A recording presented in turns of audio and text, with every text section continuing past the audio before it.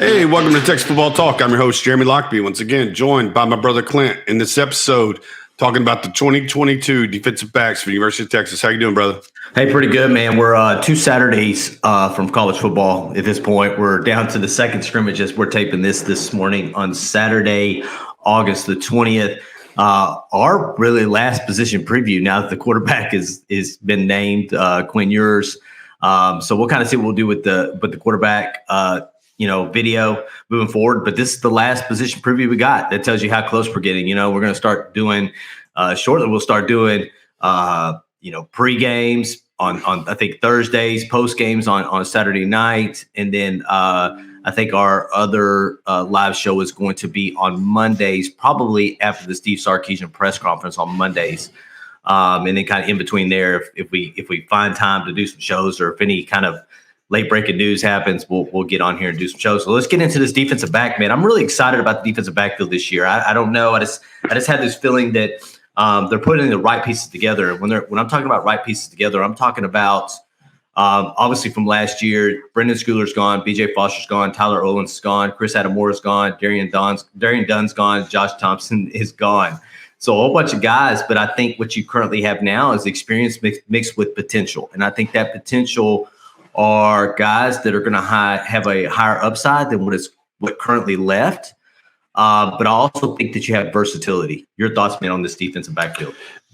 Yeah, when you're talking about a guy like Anthony Cook, who played the star, played cornerback, and now moves to safety, versatility. You got a guy like Jahdae Barron, who could play both outside and inside.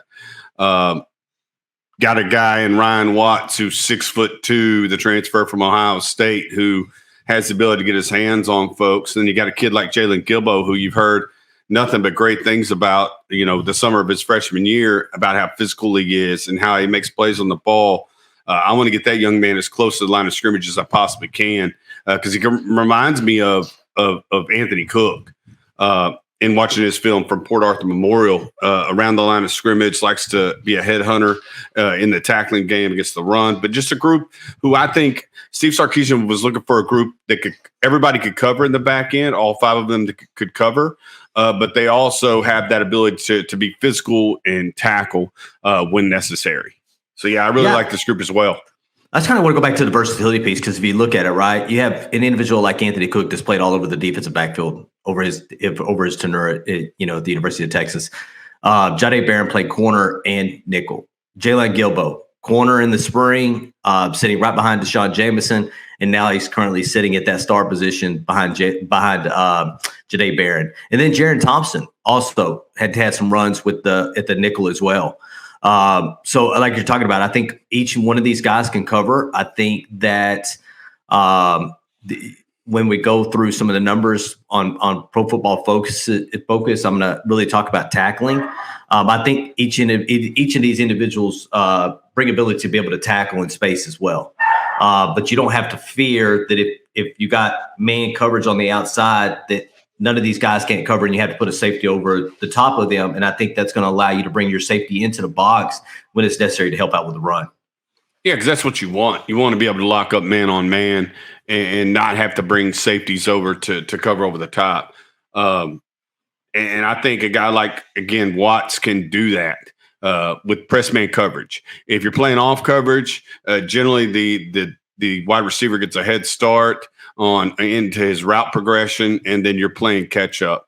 A lot of times we talk about recovery speed and getting to the ball when the ball gets there. But yeah, as many of these guys as you can allow to cover without additional resources allows you to be able to focus on what would be the back coming out of the backfield, or the tight end coming across the middle on some kind of option route. And more or less, like you said, it gives them the ability to play up towards the line of scrimmage and make plays in the run game. Yeah, I think, and when you're talking about guys like Jaron Thompson, you're talking about guys like Anthony Cook, you're talking about guys like D'Shawn Jamison that have significant playing time. I think it comes down to consistency, because you see splash plays, right? You see D'Shawn Jamison during the spring, during the fall. Hell, all you hear about is he's got like 12 interceptions, right? A couple of them he's taken to the house. You've seen it in Anthony Cook. in and around the line, plays that he's made last year at the star position. And you've also seen it from Jaron Thompson in one of those plays, being in the spring game against Ja'Tavion Sanders, ripping that ball out. But you've also seen, interceptions here and there. And I think it comes down to really consistency with these guys. Can they play consistent football for 4 quarters? Can they play each play like it's its own play?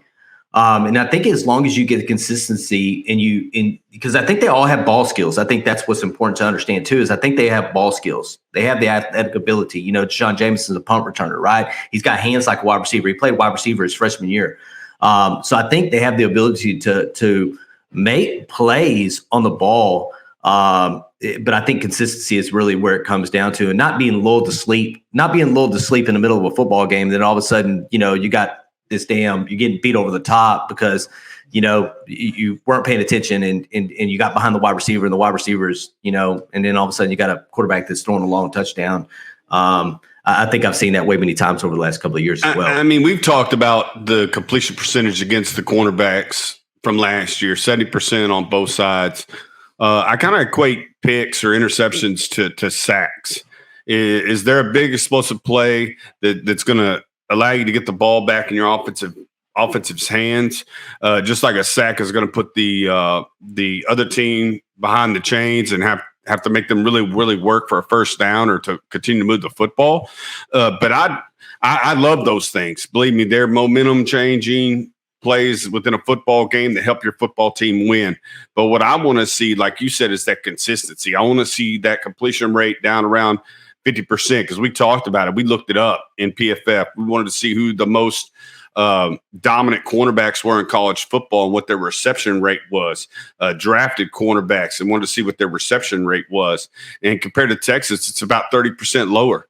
And at the same time, like you said, cover for 3 consecutive plays, PBUs, incompletions, and then the next play, 50 yards over the top, beat you for a touchdown. So like you said, and that's why I really, really like Anthony Cook moving from that star position back to safety, is because he's played all those positions, and we talked to him. He was excited about coaching up these younger players. Like you said, there's some experience there, but there's some younger guys that we think have a lot of talent in Jahdae Barron, Keaton Crawford, Jalen Gilbo you keep hearing about, Terrence Brooks. There's a ton of talented guys. Like, I'm going back and look at Terrence Brooks. I didn't realize he was the number 3 cornerback in the nation last year.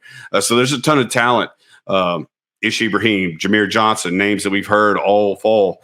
But Anthony Cook in his position in communication and teaching these guys where they need to be pre-snap to put them in a position to make plays. But like you said, that play just has to be more consistent. Yeah. So when you look at, I'm actually looking at the coverage numbers on Pro Football Focus right now, and if you look at it, Jahdae Barron was your top cover corner last night. He had an opportunity he was in coverage 112 times last year. He was actually targeted 20 times.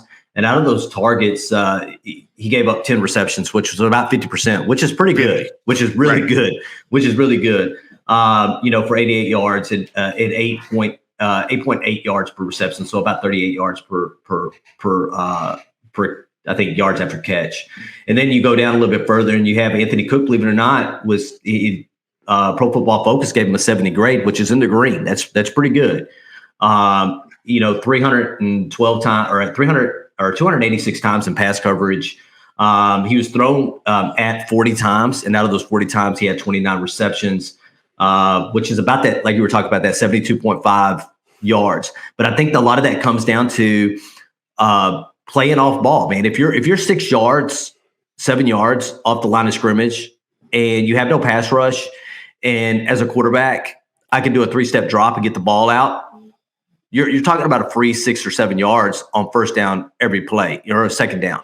And I think if you can get these guys up on the line, talking about your cornerbacks and your star like Jahdae Barron, and you can minimize those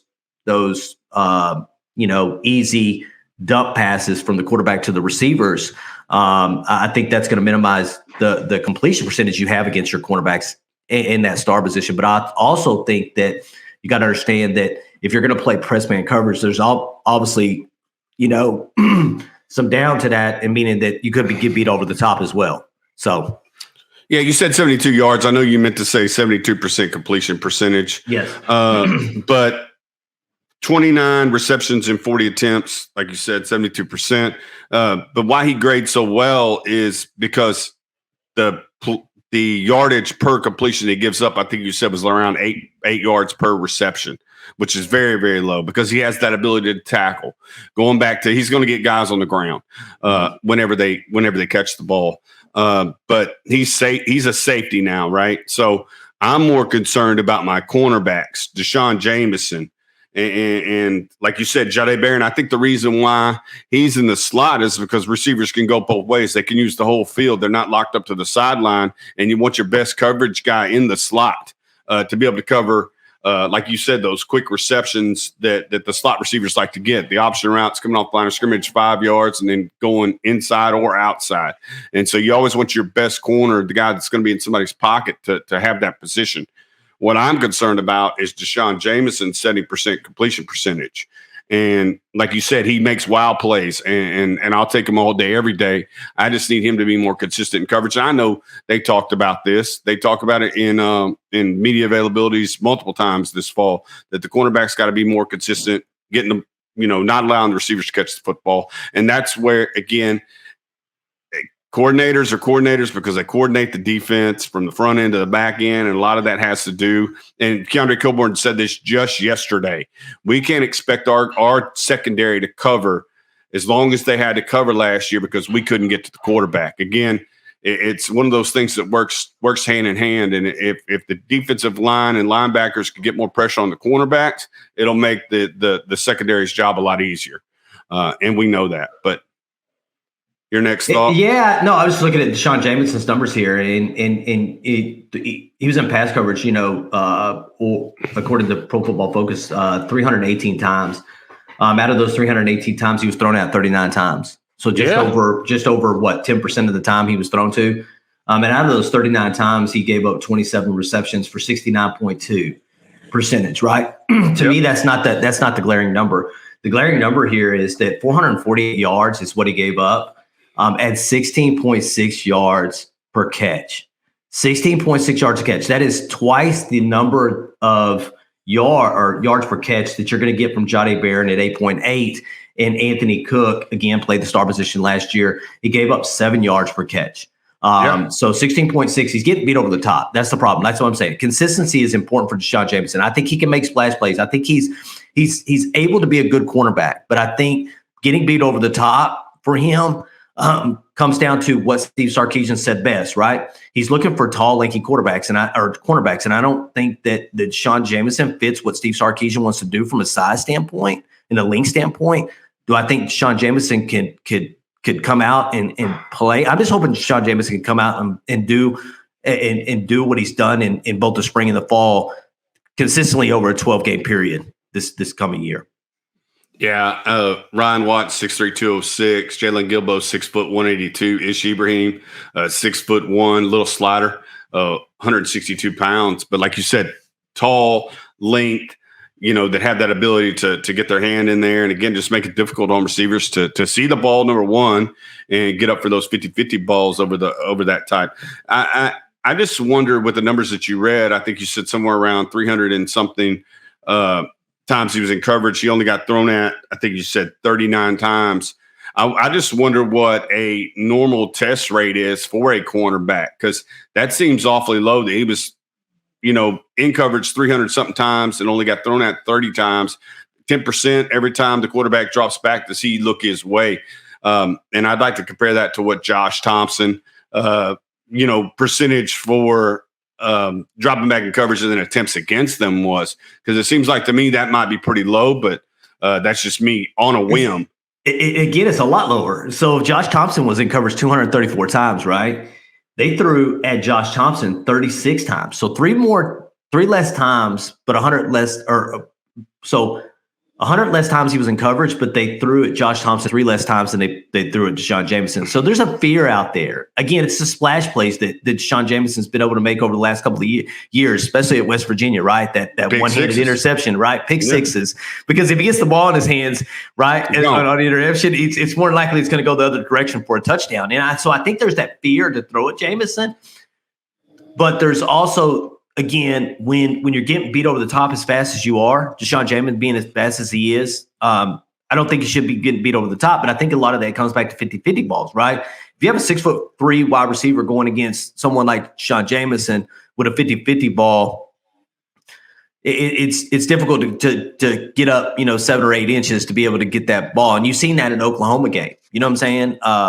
When they would just throw the ball up in the air, and then all of a sudden, these big, wide receivers that are coming down with it. But again, consistency is going to be the most important thing for D'Shawn Jamison this year, and then we can kind of get off that. Let's talk about the depth at the cornerback position, because we are talking about Jamison, and competition obviously is going to make you better. And right now, D'Shawn Jamison was pushed by Jaylon Guilbeau in the spring, right? He was sitting behind him. Now he's sitting behind Ja'Day Barron. Now you got Jameer Thompson that has now stepped up. Jameer Johnson. Jameer Johnson. What I say, Thompson? Sorry. Yeah.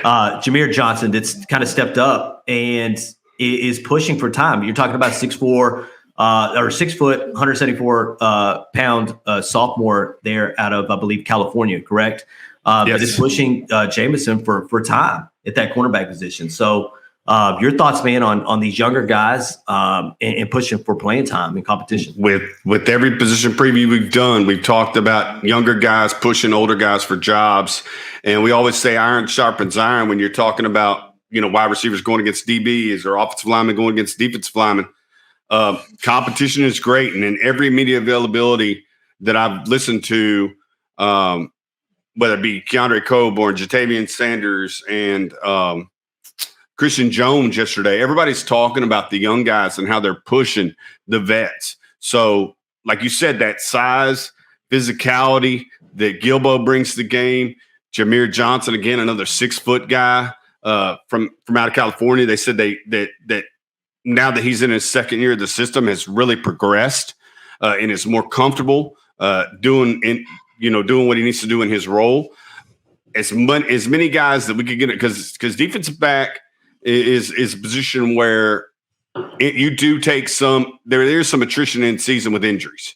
You're going to see guys, mess with their groins, ankles, hopefully no knees or anything, that catastrophic or anything like that. You see targets out of the secondary sometimes with receivers coming over the middle. So it's a position that you're going to have depth at. And I really feel like this cornerback position, again, talking about a guy like Terrence Brooks, I know he's very young. I think he came to campus as like an early 17-year-old and actually committed to Texas as a 16-year-old, but he was the number 3 cornerback in the nation. I know he got some run during the spring game.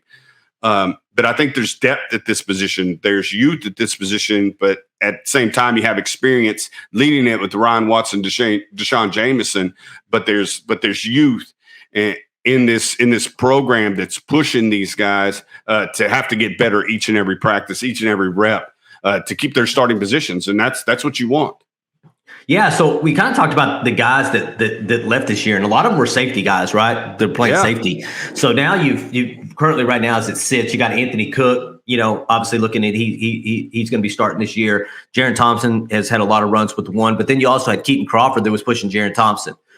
Keaton Crawford, another cornerback that they had to push that back to safety. J.D. Coffey, another one, been in the system for 2 years now. And then you have Maurice Blackwell, who was a linebacker that is now back at safety. But if you look at the safety sizes, right, of a guy like Maurice Blackwell and a guy like Larry Turner Gooden, who's going to get a lot bigger as well at 6 foot, 196 pounds. And then you have, B.J. Allen that's just over 200 pounds, man. They want big, long safeties as well. But I think they're again, this versatility thing, I think when Sarkisian talked about Maurice Blackwell, he was saying he's got to understand how to cover. He knows how to tackle. He's probably the best tackler on the football team, right? But he needs to learn how to cover it. And it's opposite of what Keaton Crawford, he was a cornerback. Now you pushed him back to safety. Now he has to learn the intricacies of safety and what angles to take. So I think there is depth. I think there is versatility. I think you have an opportunity knock on wood, you don't have any injuries. But I think with the versatility you currently have with the starting five, it looks like I think you're able to move people in and out of positions they've already played before and they may be comfortable. Yeah, and there's not a whole lot of experience back there at the safety position in college, right? You have Anthony Cook, who's played everything but safety on campus. You have Jaron Thompson, is really the only returning guy who has, time back at safety. Like I say, Keaton Crawford used to be a cornerback, is now a safety.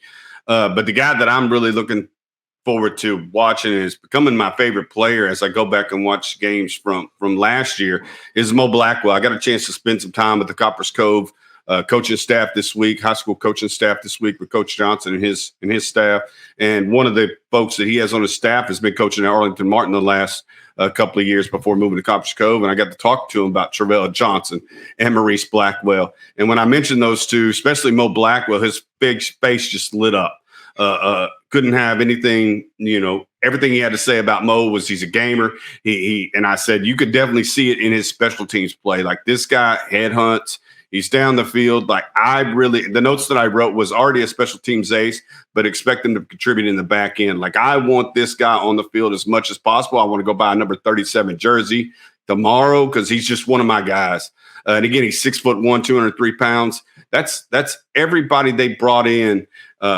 I know he's not a freshman, but everybody they brought in has that frame, 6'2", 205. BJ Allen looks big.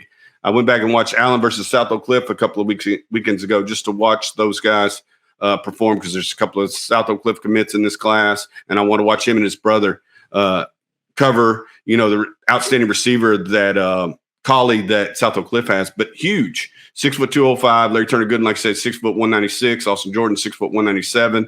Xavier and Bryce, 6'1", 176. And then Terrence Brooks is 6'1", 198. They're looking for size. They're looking for, like you said, that versatility. They just want five guys that can cover. And then tackling's a plus, it seems like, in my mind. And they got some tacklers in this group led by, like I said, I think one of the best in Mo Blackwell. And I'm just excited to see if his coverage skills do get better, what he's going to be by the time he leaves the University of Texas. All right, we're going to get beat up if we don't bring this name up. All right, and there's two reasons, okay? All right, walk on. Lead recruiter. Walk on, lead recruiter, ace recruiter. The guy that was with, obviously, Arch Manning through his entire, official weekend, Michael Taaffe. If you go back and watch the state championship game, you got another game. You got another gamer there, right? Like, I think they said he won the MVP, right? Defensive MVP for that game. Yeah, I think he did. He did. So this guy's a gamer, man. You go back and watch it. I'm actually probably going to go back and watch that tape again because he's getting some run with the twos right now. I think Jadae Barron's is out. Jadae's Barron out. You got Michael Taaffe and Jalen Gilbo playing that star position. So I'm going to go back and watch the Michael Taaffe film. But we would have got beat up on here if we didn't bring up Michael Taaffe. And like everybody else says, give this guy a scholarship. You hope that one of those scholarship videos come out during the fall, and then Michael Taaffe has an opportunity to get on scholarship with the University of Texas because outside of his recruiting prowess, I think he's Steve Sarkisian says, and I think this is important, right? And I think it goes back to with Anthony Cook, IQ.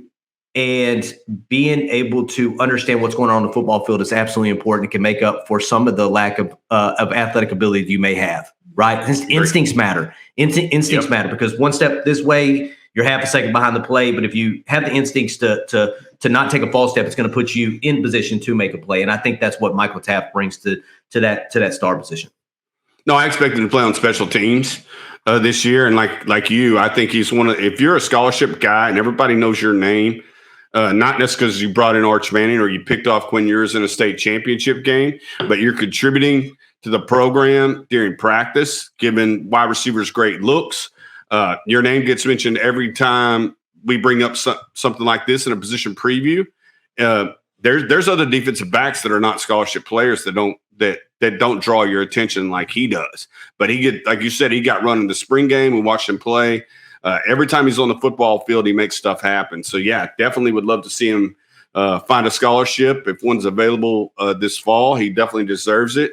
Like I said, he's probably non-scholarship player that you hear the most about on the current roster. So yeah, if there's one available, give it to him, and he deserves it. And like you said, he's going to, with every player on this football team, every time he gets out there in the practice field, he's going to get better. And like you said, his football IQ and instincts are off the charts. He's got to work on getting bigger, stronger, faster. And there's no doubt that he could probably crack the two deep at some point while he's still at the University of Texas. I'm excited, man. 2 weeks out. 2 weeks out, and we've gone through our little notes here, man. We went through our notes.